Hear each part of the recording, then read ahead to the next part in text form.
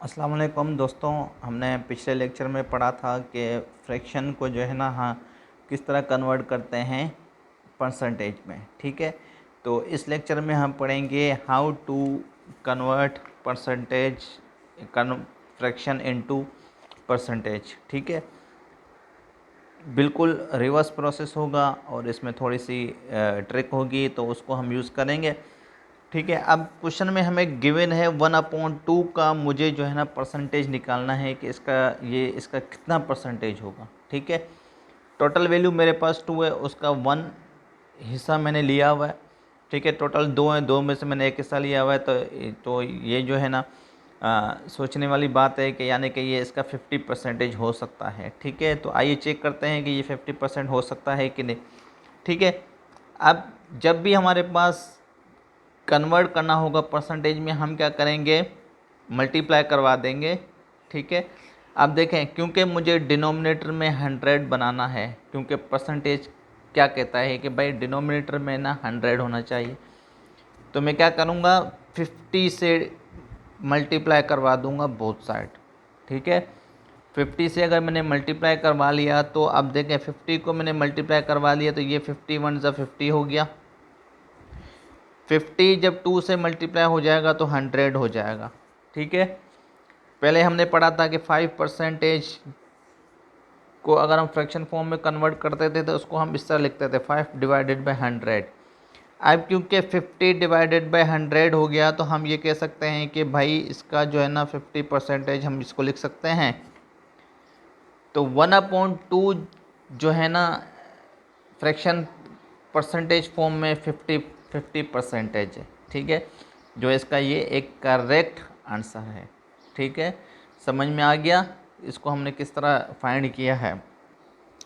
दोस्तों, इसका एक और तरीका भी है जो कि हम चेक करते हैं कि क्या वो भी जो है ना तरीका सही है कि नहीं।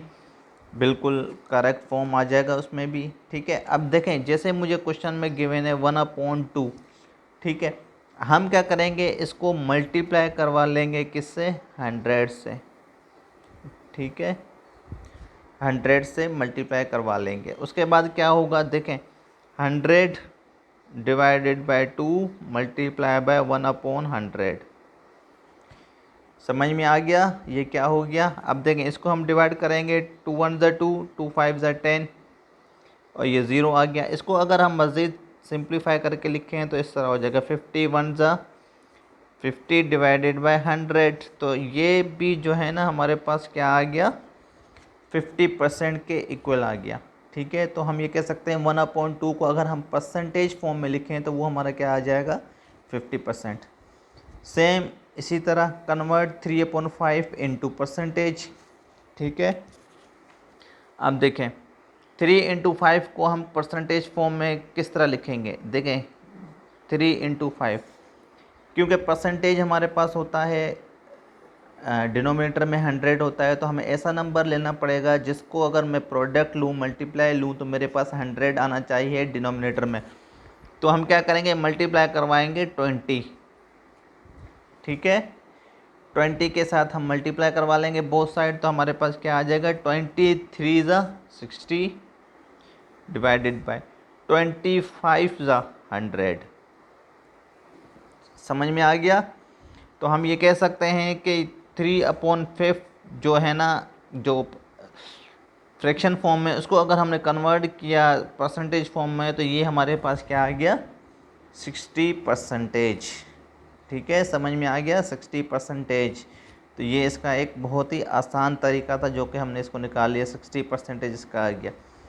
सेम अब जो है मेरे पास ये क्वेश्चन गिवन है 5/8।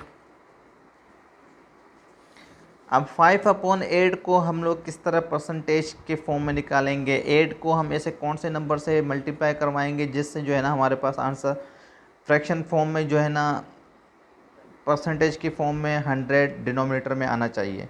बताइए, सोचें आप लोग क्या हो सकता है ये। तो दोस्तों देखें, हम क्या करेंगे, इसको 5 को मल्टीप्लाई करवा लेंगे 100 के साथ बोथ साइड। ठीक है, बहुत ही आसान तरीका है ये।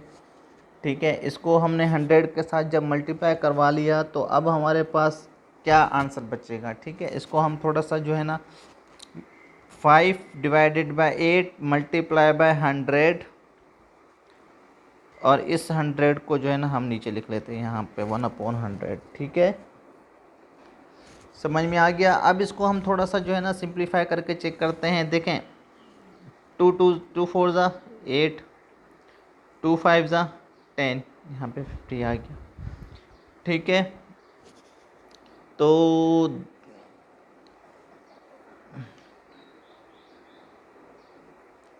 नहीं, इसको हम डायरेक्ट जो है ना 4 से, 4 2 ज़ा 8, और यहाँ पे आ जाएगा 425 ज़ा 100। ठीक है, 425 ज़ा 100 हो गया। अब यहाँ पे जो हमारा आंसर आया है वो क्या आया, 525 को अगर हम 5 से मल्टीप्लाई करवाएंगे तो हमारे पास आंसर क्या आ जाएगा, 5 5 ज़ा 25, 5 2 ज़ा 10, 10 और 125। ठीक है, तो ये आ गया 125 डिवाइडेड बाय 2। ठीक है, 125 डिवाइडेड बाय 2 जो इसका आंसर आया है, तो हम ये कह सकते हैं कि जो है ना 125 जो है इसका परसेंटेज है। ठीक है, 5/8 का जो परसेंटेज फॉर्म है वो इसका 125/2 इंटू परसेंटेज फॉर्म में आ गया। क्योंकि यहाँ पे 100 भी है हमारे साथ, तो हम इसको डिवाइड करवा देंगे 100 से, तो हमारे पास ये 125% आ गया अपॉन 2। तो दोस्तों आप लोगों को समझ में आया होगा कि हमने जो है ना किस तरह कन्वर्ट किया फ्रैक्शन फॉर्म को इनटू परसेंटेज फॉर्म में। तो मेरे चैनल को देखते रहिए, मज़ीद वीडियोस के लिए मेरे चैनल को सब्सक्राइब ज़रूर करें। Thank you.